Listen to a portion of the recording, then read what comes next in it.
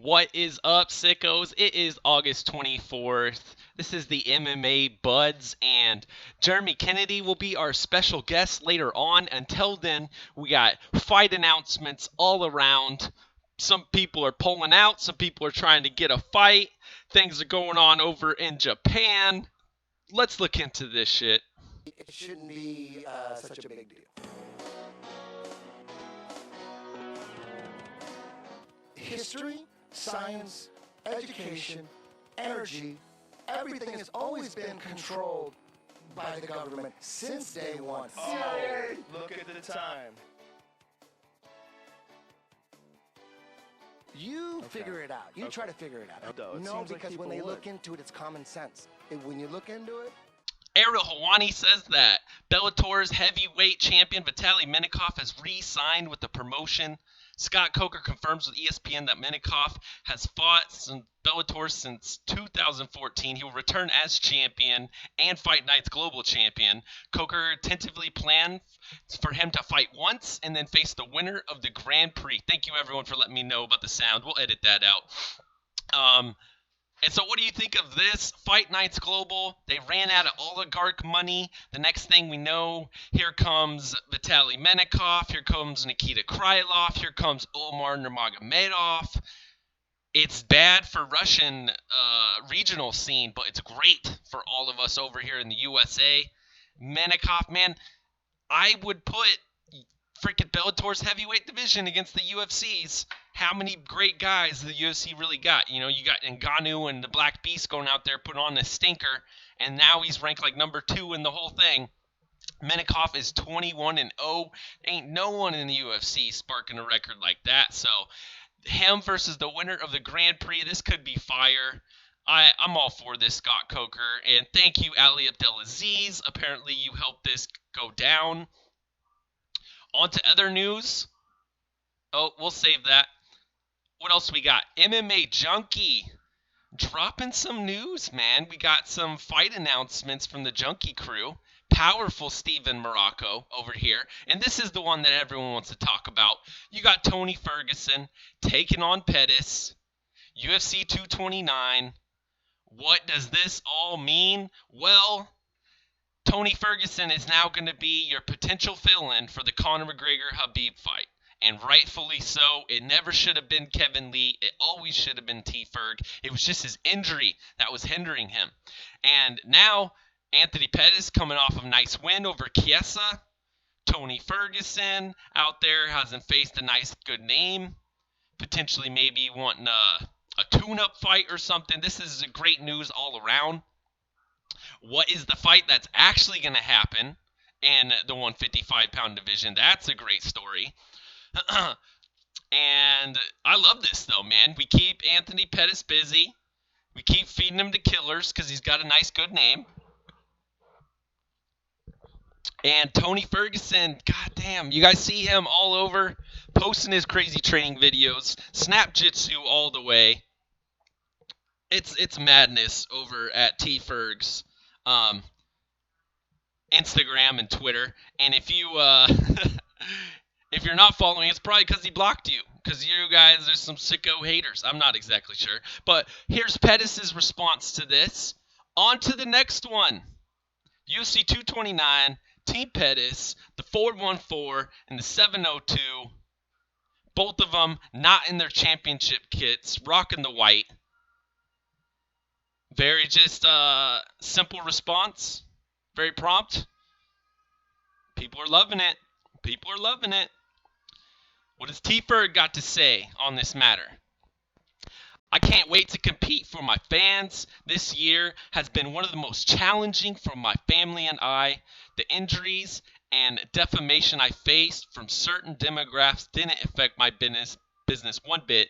In fact, it made me snap it to it much more. UFC 229, Snap Jitsu, UFC, Dana White.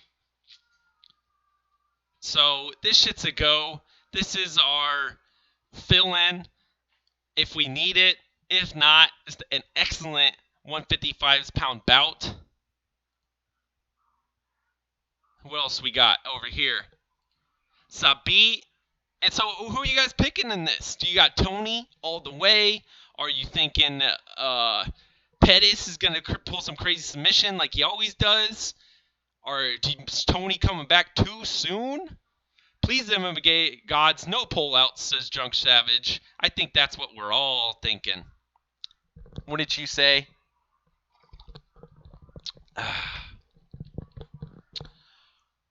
And Zabit Magomed-Shapirov, his fight with Yair Rodriguez, UFC 228, just in about a week from now, is off.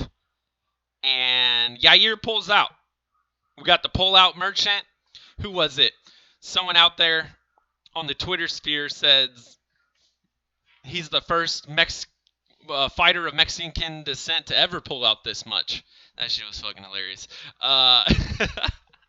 And so Joe Gianni or Giacani, whatever his name is, he just got cut from the UFC. He's trying to clamor and get his name in the hat for this. Apparently John Lineker is doing the call out. This guy blocked me. I don't know what's going on there.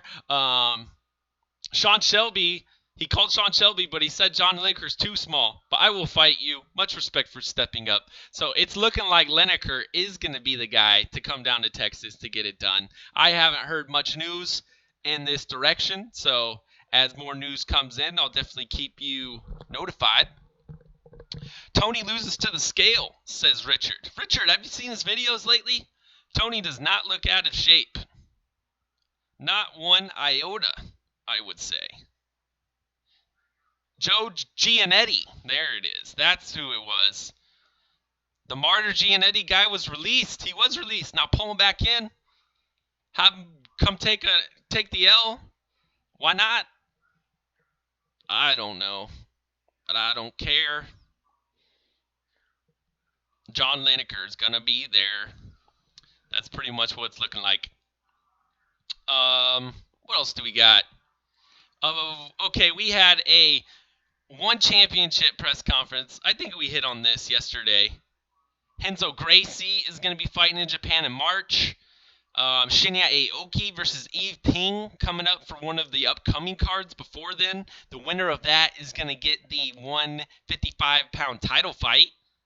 And then just last night, in the middle of like 2 a.m., some crazy shit, we get the Risen 13 announcement. Horiguchi versus Tenshion Nasukawa. I can't believe they made it happen. Everyone was clamoring for. Okay, Risen, New Year's is going to be the Grand Prix, the kickboxing Grand Prix at 58 kgs. They wanted Tenshion, Horiguchi. They wanted to bring in the other guys that are on the card, Taiga or something. And so now all they got is they said, hey, F the Grand Prix. That shit always ends up getting messed up, and we don't get the matchups that we want. So let's just do the matchups that we want right now and do the damn thing. And I love it. I love this right here. We're pretty much going to see potentially the winner of Nasukawa and Gooch taking on the other 58 kg kickboxing bout. And that might happen on the New Year's card. This is one of the best Risen cards you have ever seen. That right there, the biggest super fight of the year. Nasukawa versus Horiguchi. Kickboxing versus MMA. Not just like different weight classes going at it. Legit fight for Japan. Also on this card, Mirko Krokop is coming back. Dude messed up his knee hard. Next thing we know, he was out of like was he going to potentially be like an alternate or something in the welterweight, or sorry, Bellator tourney? I think he might have been. Anyhow, yeah, Mirko is going to be on this card as well. But let's check this out. I think this is it. This is who? Kawabe Horiguchi. That's the other kickboxing bout at 130s. So these two winners are potentially going to face off against one another. Oh, let's go down so you can see it. These two guys.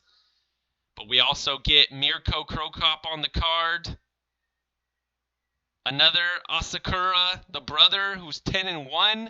little bro, taking on Tiger Muay Thai, the man who got adopted by the gym.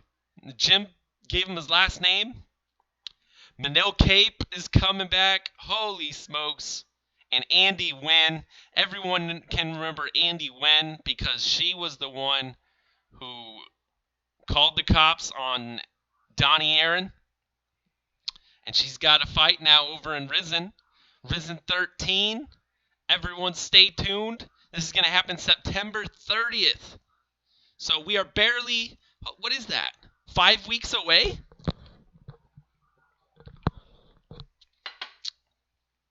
About a month and a week away, and we're going to be doing the dang thing. I thought Krokop was injured to the point he was retiring, says Drunk Savage. Negative. No, he just had to get that knee repaired. He's out there, wants to make that Risen money, bro. Got to go get some of that Japan money.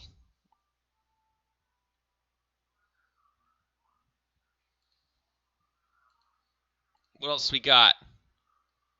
Derek Lewis, you won't leave Mackenzie Dern alone. And if you go over to Mackenzie Dern's Instagram, you would have found this photo, I believe in verse, and the MMA Bible, is that who it was?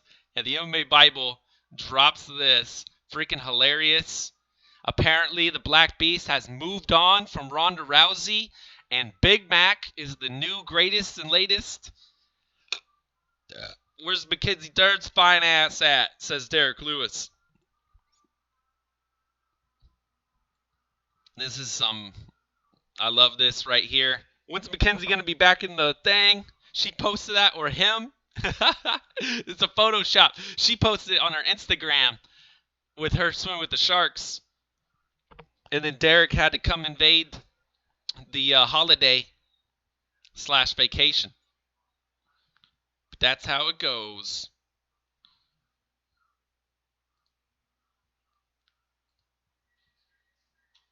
What other news we got? Amanda Bobby Cooper fought a Brazilian donkey. Somebody else shot Lewis in, says BLT. Yeah, I thought that was pretty clear, but whatever. Holy smokes. What other news we got out there? Man, I missed some stuff. A lot of that news dropped yesterday. I just didn't get it up in the shit. Oh, yes. Yoel Romero and Paulo Costa fight is off for UFC 230. Romero needs orbital surgery. And so Costa is going to sit by and just wait. Apparently, sitting and waiting is going to be the way they try and go about it. And as per Dana White, the UFC is going to release their 25-part documentary series to celebrate the 25th anniversary, and they're calling it 25 Years in Short. And pretty fantastic idea, man. I love it. I am a Fight Pass subscriber, so bring it. Let's do it. Any of the old videos that they make for all the guys that have retired, like the fightographies and all that shit's amazing. Even their weekly or monthly show isn't bad. The UFC Minute or whatever the hell. No, it's got a different name than that. Lifetime of Pain in around the eye. The champ likes to go swimming with fellow fighters. The champ, the Black Beast.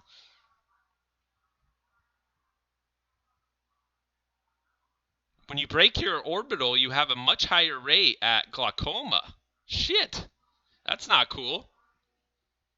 I heard it. I've broken my orbital before. So how about that? And guys, we'll give it about 10 minutes, see what we can come up with, but I believe we're going to have to reschedule Jeremy Kennedy. Got to cut him a break, though. He's been over there in Morocco, been in Spain, Tangiers. Way different time zone over there. We'll give him a little bit more time, but I believe we're going to have to reschedule that. Andre Feely talks his movie role, Lifetime as sketchy weed-trimming cousin. Andre Fili is getting some acting roles, except for he's not going to play your cookie cutter, main actor or whatever the hell. He's not your Ivy League student. He's your sketchy cousin who sells weed, who's trimming weed. That's pretty awesome. You smoke weed. It's known as the cure to glaucoma. Good point. Token up, this is Drunk Savage. But let's get excited for this upcoming UFC card that we got. And man, there is just so much MMA to look forward to. I put a tweet out there of the 2 weeks that are going to precede the Khabib versus Conor. The 2 weeks right before that, it's going to get freaking crazy.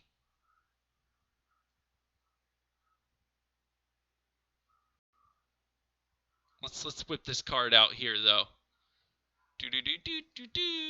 And starting off from the very first fight of the evening, which is going to be for the Fight Pass and Chill. Come hang with the MMA buds for that. Davidson Figueiredo versus John Moraga? Am I fucking crazy? Or is that the first fight?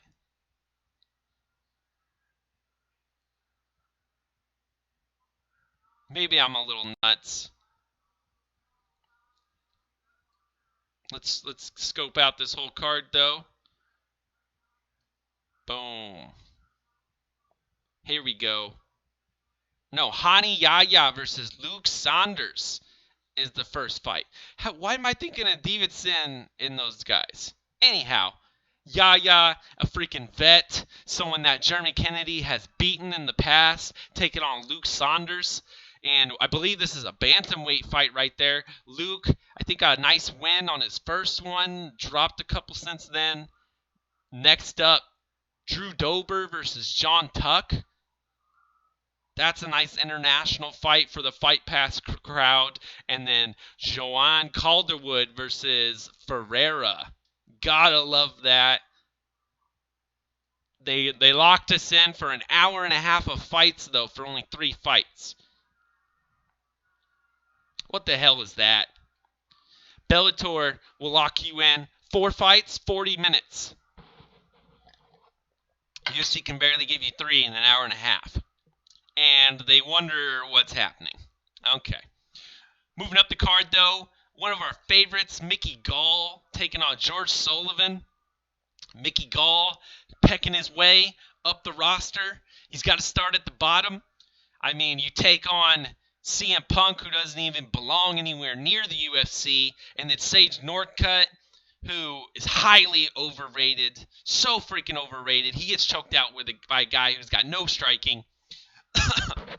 From there, though, ends up losing to Randy Brown, who came off of the Dana White's Looking for a Fight series. And so, off of that, you think, okay, well, what kind of guy? We can't just bring in guys to fight him like we did CM Punk. I guess let's give him the bottom of the 170-pound roster. If he can hang, he can. If he can't, we got to let him go, get that experience, and he can come back. Dude, you might even give Gall like one of those development deals. I don't even know. Next up, though, Sanchez versus Perez. Not many comments here for this fight. 185-pound division, 10-1 versus 10-4. But James Krause is going to do the dang thing and take on Warley Alves. If you go to best fight odds, I believe he's plus 330. Alves like minus 300. What the heck? James Krause has looked pretty darn good in the UFC. He goes on to tough twice, can't quite get it done. Loses to the guy who pops for steroids, so in my mind, you can't really hold him down for that. But Krause has been jumping around 155s to 170. And this is going to be a 170-pound contest for you. But then moving into the main card, Anders versus Williams. The Boston Strangler or something is his name. Morago versus Figueiredo. There it is. That's a pretty damn good flyweight fight. And the first fight of the year first main card of the year to host a flyweight fight that was not in the main event. And if you want to get real crazy, men's flyweight. Ellenberger versus Barberina. This could be Ellenberger's retirement fight. I don't know if he's trying to fight out his deal. They're throwing a young buck at him, though. Barberina, one of the first guys to beat Sage, maybe, if I got that right. But then, what is it? Angela Hill is taking on Courtney Cast Iron Casey. Angela Overkill Hill. 7-5 versus 8-4. This fight actually makes a ton of sense. Should be good. I saw Courtney Casey fight live down in Glendale versus the Karate Hottie. Karate Hottie took it to her, gave her some pace. Was the smaller one, but really very close fight, a lot of people would say. So Iron Horse Courtney Casey, or Cast Iron Courtney Casey is going to be taking on Angela Hill. The co-main event, Michael Johnson versus Andre Touchy-Feely, one of the best nicknames in the game. Krause is a big price, but he's too safety. Alcantara is hit and miss. Alcantara, yeah. He had a hell of a fight, though, with Uriah Faber, man. I love that fight. The White Gomi equals Ellenberger, says BLT. I like that, BLT. Casey needs to split decision Hill to keep her job. Oh, shit. Yeah, if you fall to 7-6, that is not going to be good for your record. That is not going to be good for the potential of you staying in the UFC. Isaiah Moore jumping in late again. Don't worry. Let me know if the DVR feature is turned on so you could just skip back. El Chapo, we have not successfully connected yet, so we might have to reschedule JBC, Jeremy Kennedy. We'll continue with this breakdown. Johnson versus Feely, down at 145s. Johnson recently moved down there and looking to take on the Team Alpha Male, Stewart. And what do we got? Hold up. Boom. Feely, record 18-5. Michael Johnson, 18-12. Michael Johnson is quickly working his way up to someone that might potentially be cut, man. I don't know what the hell is going on here. 18-12, though, is not looking good. Yeah, you had an excellent fight with Nate Diaz. Your IQ, though, failed you, and you lost that fight. Yeah, you beat up Gilbert Melendez in a hell of a banger. But then who beat Michael Johnson? Darren Elkins? Darren Elkins took him out. But now he's taking on Andre Touchy-Feely. Let's see if you can move forward in the division. Steve Johnson, I hate you, Dan. Dang it. Probably for getting your hopes up, I assume. Johnson will be in Bellator in 2019. Bellator, that sounds pretty likely, man. I mean, when you don't have walkaway KOs like Mark Hunt, when you don't have a name like Randy Couture or BJ Penn or Brock Lesnar, it's kind of hard to keep you around when you got a crummy KD ratio like that. That's just how the cookie crumbles, man. Uh-oh. Let's get back. Damn it. Oh, hold up. What if we do this? There it is. Boom. Gaethje versus Vic, though, is going to be the main event. And if you guys love Gaethje, then you listen to his interviews, man. You know that he said he's only got 5 left in him. He's got 5 left, so don't miss out. If you get the chance to see him live, do it. I don't care how far really you got to go. Get your ass to a Gaethje fight. That Glendale card was the best live card I've ever been to. Hands down. Hands down. Best live card I've been to. But Vic, the guy that likes to stay defensive, isn't afraid to back up, isn't afraid to counter and use his length, is James Vick. Taking on Gaethje, the brawler, Someone out there kinged it. Brawler versus Taller. That's what RJ said, at least. Unemployed Mario Masaki, what is happening? And so you're going to have Gaethje coming forward, throwing leg kicks, trying to brawl and bang. James Vick most likely is trying to stay on the outside, trying to pick him apart. I don't know what's going to happen here, man. Is Gaethje going to come in with a new game plan and try and wrestle more? He kind of has the Michael Johnson-itis with the IQ problems. Easily could have beaten, I believe, Eddie Alvarez. Had a great chance at beating Dustin Poirier, but just didn't stick with the leg kicking game. The game planning is questionable. But Vic, huge step up in competition here for Vic. Vic was only supposed to get Paul Felder in the co-main event in Boise. Kind of upset that I missed that one. He now, though, steps in on short notice. He's going to take on Gaethje. Holy shit. This is how you get your name way up there. You're talking about the World Series of Fighting champion, the man who came in from a different organization in the UFC undefeated. That's a hell of a name to build yourself off of. So James Vick, I don't know. Did he make weight? I know the weigh-ins started at like 7 this morning. Should be going till 9. How come MMA Junkie doesn't got a live weigh-ins? Maybe they do. All clear for fireworks in the Cornhusker State. Okay, so here's our weigh-in results. But guys, that is such a hard fight to pick. If you're going with your brain, you're probably maybe Vic, unless you don't like the guy. Maybe you don't like that he hunts. I don't fucking know. But your heart is probably telling you Gaethje. Everyone loves. He's a fighter's fighter, man. He's the guy that the fighters are going to tune in to watch. But here's some results for us. Gaethje and Vic made the mark, 156. Same for Feely Johnson. Ellenberger is the only one that's lacking a result here versus Barberina. Highest weight on the card, though, is Anders versus Williams at 185. And Marquez Perez versus Andrew Sanchez, 185. That's kind of odd. UFC needs some light heavyweights and heavyweights, man. Bad. In a bad way. But Joanne Calderwood made flyweight. Everyone else made weight.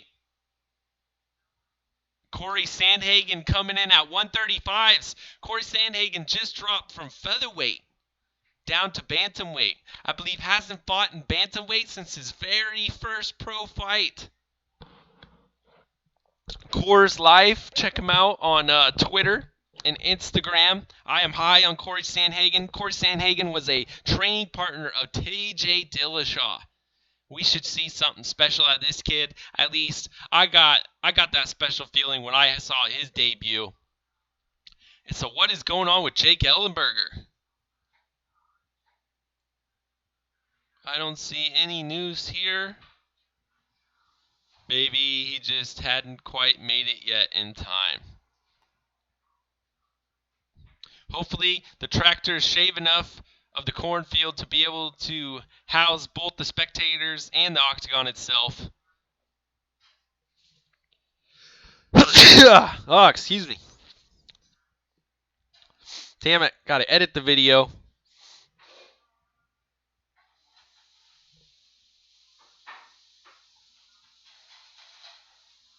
But if you guys are just now tuning in, Brandao is going to take on, oh shit, what's the other guys? Cruikshank at Risen 13.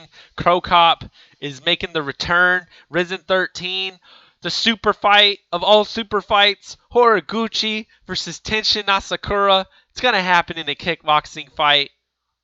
People were wondering, is it going to be a Grand Prix, a 58-kilogram Grand Prix over there, maybe kickboxing? It's not. Let's go straight to the super fight. We don't need to wait for New Year's. Let's do it September 30th, Saitama Super Arena. Hell yeah. ¿Cómo estás, amigo? Salam alaikum. It's Steve Johnson. El Chapo. Justin should take Vic down and use his wrestling. Vic leaves his chin up. exiting and moving backwards, says BLT. Keep your guys' eye on that. BLT might be on something. Does he run away kind of like over him? Or he just turns and runs? Because that won't be very good. I need to do some more tape study before that. I think he catches Justin with shots off the kicks. I think the most people who beat Gaethje, in my opinion, Alvarez and Poirier, they did it through body shots. Gaethje's kind of much of a headhunter, and the other guys were throwing body shots, and that seemed to get them the victory. So what do you guys think of that? Steve Johnson says, I mean, God bless you. There you go. Did anyone see Connor's Instagram tagging Khabib's father? No, I did not. Something about having a brother from a side chick or something like that? El Chapo? I didn't know that was towards Khabib's father. I didn't know what the hell he was talking about. He didn't seem to have great cardio either, Dan, says Isaiah Moore, talking about Justin Gaethje. Sneezing is funny, you bastard. Thanks for getting a laugh on my expense.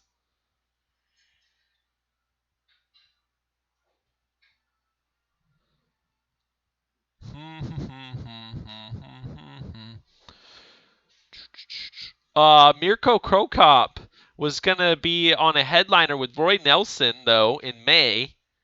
And the next thing you know, he's not taking on Roy. He's taking on Martinez, who's got a 12-3 record.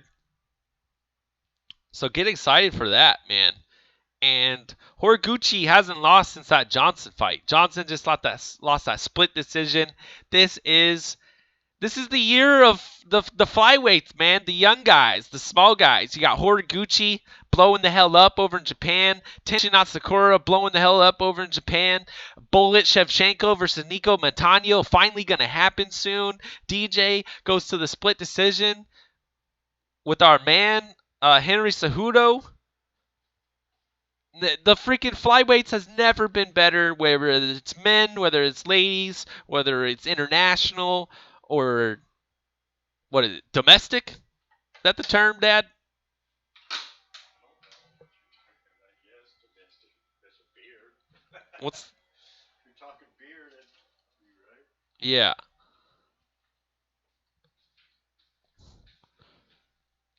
Oh, something about... Funny shit, check out The Mind Games Begin. Middle child. Okay, so Khabib's dad had a kid that wasn't with his mom, and that's supposed to get into Khabib's head? Are you fucking kidding me, El Chapo? You can't be serious. Now, if it was Khabib who had a kid with a different baby mama than his wife and his 2 or 3 kids that he's already got, I would see that fucking with you a little bit. But I don't know what are you on, El Chapo? How the hell is that going to get into Khabib's head? Please let me know. No, it's about the bus.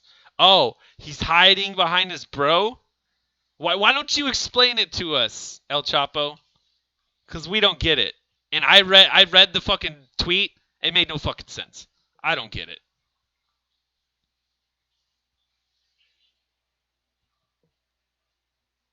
So, if you're just out tuning in, our special guest, Jeremy Kennedy, could not make it. We had some scheduling issues. He will be back, hopefully, very soon. Early next week. Stay tuned. He was over in Spain. He was over in Morocco. Let's give the man a break. But, shout-outs to Never Tap, his sponsor, Flow Combat, Fight TV, Brave, all the sickos out there. Whoop, there's the Never Tap shirt.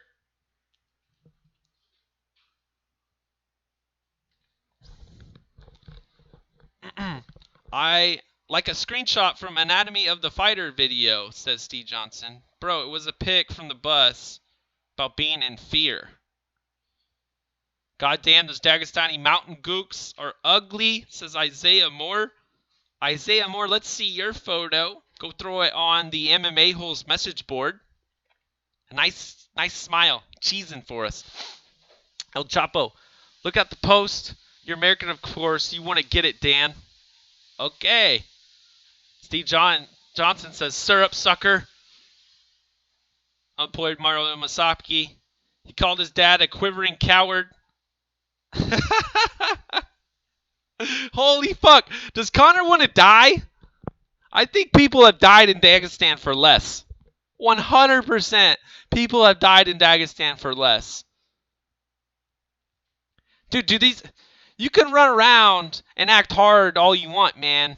You run into a crew of Dagestanis, you're going to get slapped. You run into a crew of the Diaz bros, you're going to get slapped. These people like to play the fuck around. I wonder how much is Connor spending on security for this?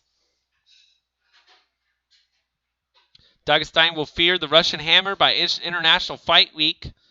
Yeah, I mean, if you're not afraid of the GOAT, you're not paying attention. We have seen enough of Isaiah on the message board, says Drunk Savage. All right. But how about that? What fight announcement are you guys more excited for? Horiguchi, Tenshion Asakura, or Tony Ferguson versus Anthony Pettis? Anthony Pettis might be getting long in the tooth. Tony Ferguson is going to move it to what, though? Is this going to be 12 in a row for T-Ferg? Let's check him out. Tapology, of course.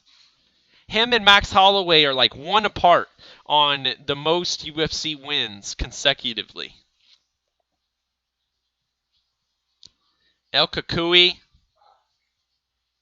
What do we got?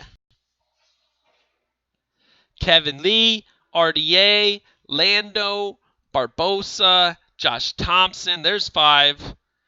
T-Bow, Trujillo, Castillo, Pincuno, and Rio. So 10 in a row for Ferguson. Ferguson going for number 11. I believe that's what Max Holloway has right now too, is 11 wins in a row. Honestly, that's a super fight I would love to see. Let's get Tony versus Holloway. Or F it. Let's do Max Holloway, the winner of Poirier Diaz, the winner of Habib Connor, and the winner of Ferguson and Pettis. Take all 4 of them, throw them into a tournament. Let's figure out who the real champion is, because all those guys got a claim to the title. What do you guys think about that? Honestly, though, I don't know if Connor is ever going to fight Tony Ferg. I've heard rumors out there that he will never fight him. He doesn't like the guy. Number one, he's probably the toughest style competition. Listen to Connor talk. He'll talk about the Diaz fight. Man, if you're going to come in, you got to beat me. You got to have some attributes. You got to have some length. You got to have some reach, some cardio. Bring something to be able to beat me. That's everything that Nate had. We'll take that, add in some unorthodox style and elk blood in him. If you listen to Joey Diaz, and that's what you got right there with T-Ferg. So with Habib face Tony, yes, hopefully that would happen. Would Connor face Tony? I got no goddamn idea. Only time will tell. The injury bugs, stay the hell out of here. Knock on wood. The MMA gods, what are we going to sacrifice so where we can keep this intact?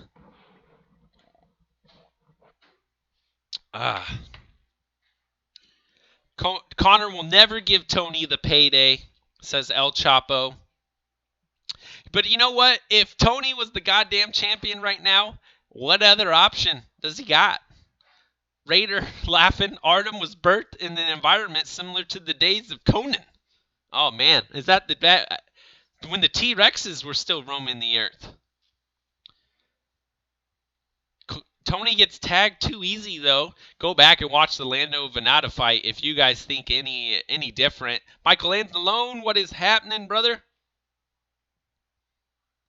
Tony got the face of a Mad Max extra. Hell yeah. Fury, the new one, excellent. The old 3 with Mel Gibson was some of the best action-packed movies you can watch. If you don't like dialogue, you just like action, blaze it up and go watch some old films, man. You can't really beat that. Some of the best times you can have.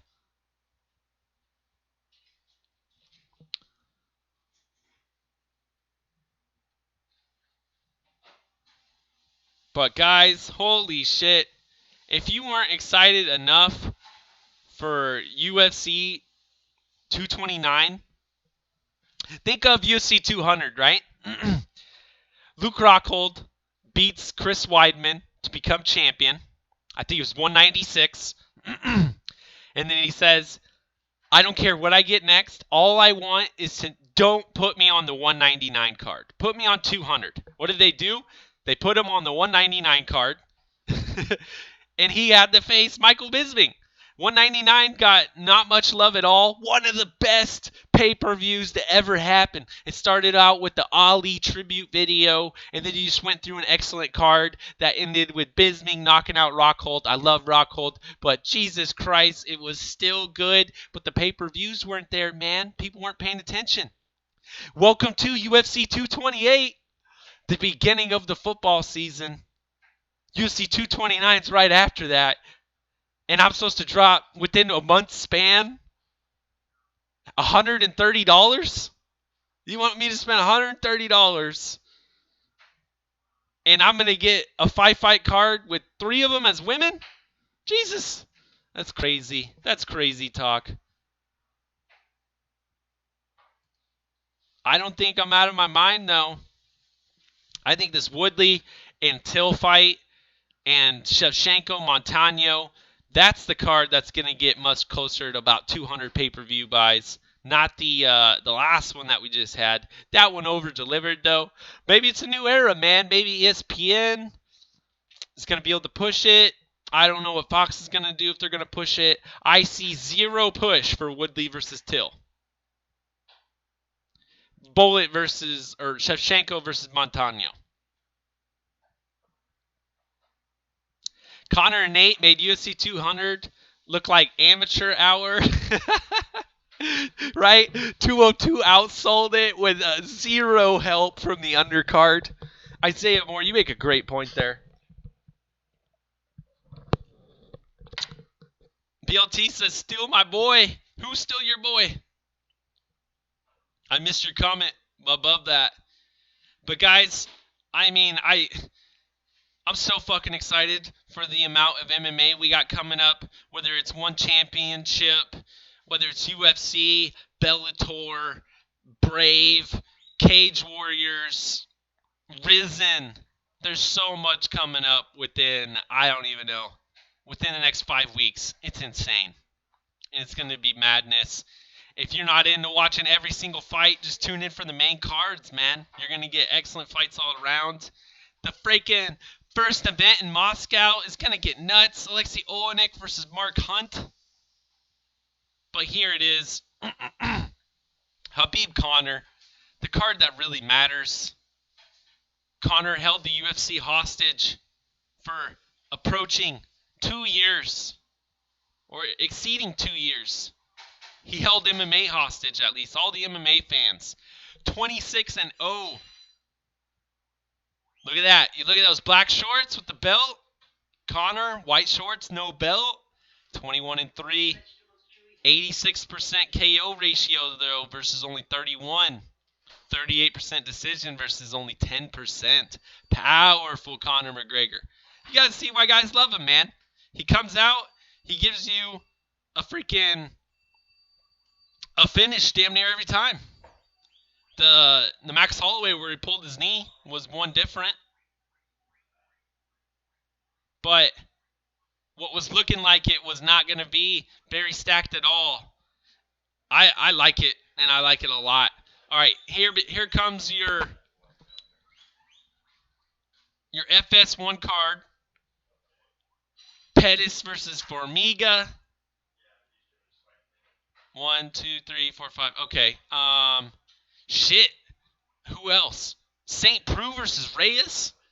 that might be your main event over on FS1, if not Watterson versus Herrig, Landsberg, Kunsakaya, and much, much more. And then add to it, holy shit, both Pettises are back on the card. Been a long time since that happened. You got Little Pettis going to be on the same card with Big Pettis. Lewis versus Volkov. That's exciting as well.